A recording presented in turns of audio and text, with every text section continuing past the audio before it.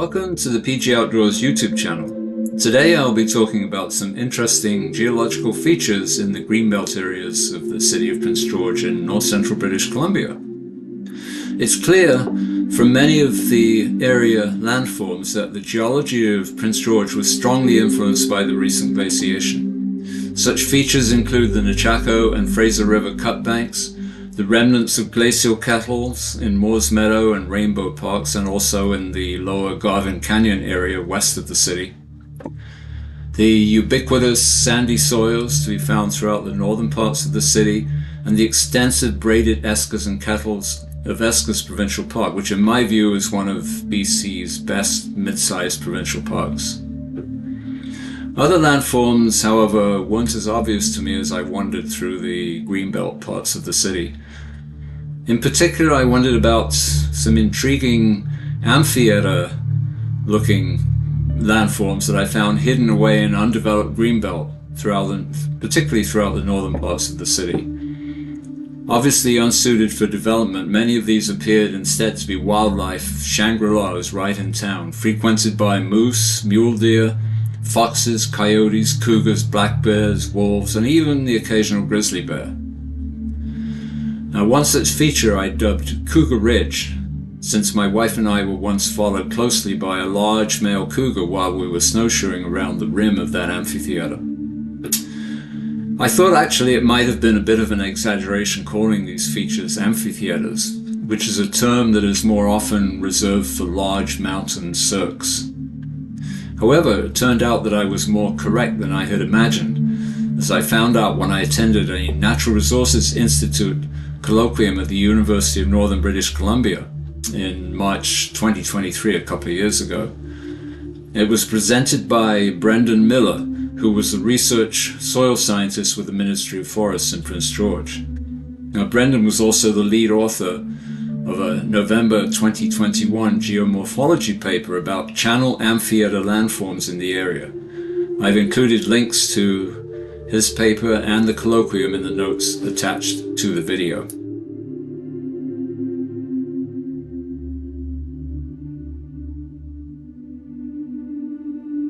During the last ice age, the late Pleistocene, the Cordilleran ice sheet grew to cover much of present-day British Columbia and the Rocky Mountains, reaching up to 3,000 meters or 10,000 feet deep at its greatest extent.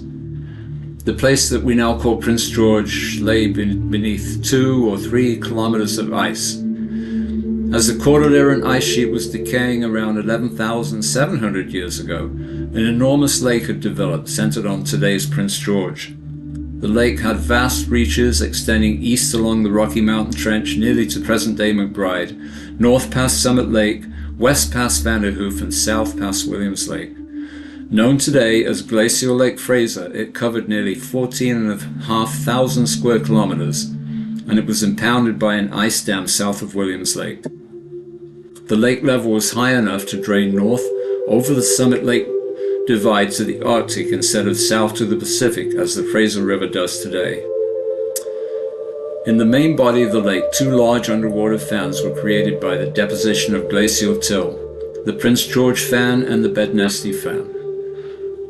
The larger of the two, the Prince George fan, comprised about 100-meter thickness of glacial sand and silt, and we see the remnants of that today throughout the Hart Highlands and along the Nechako River cutbanks.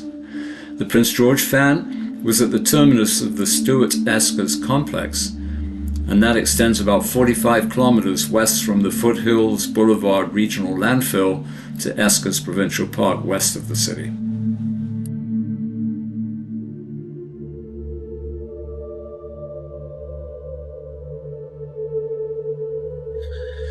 Today, if you walk the Ridgeview Trail in the Hart Highlands, which extends about 3 kilometers around the subdivision of the same name, you're walking along what was likely the shoreline of Glacial Lake Fraser when it reached its lowest level before the final outburst flood. The Prince George fan would have extended gradually downslope from there underwater towards what is now the bowl area of the city.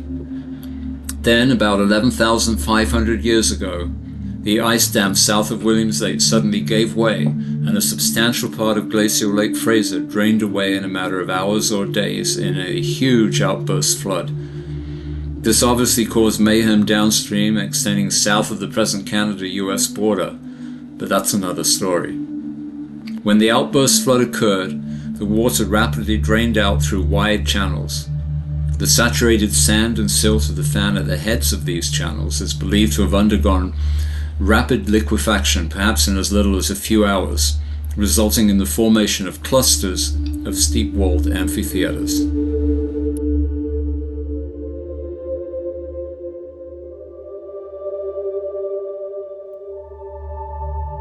The authors found similar formations in other parts of North America as a result of rapid drawdowns of large, late Pleistocene, early Holocene lakes.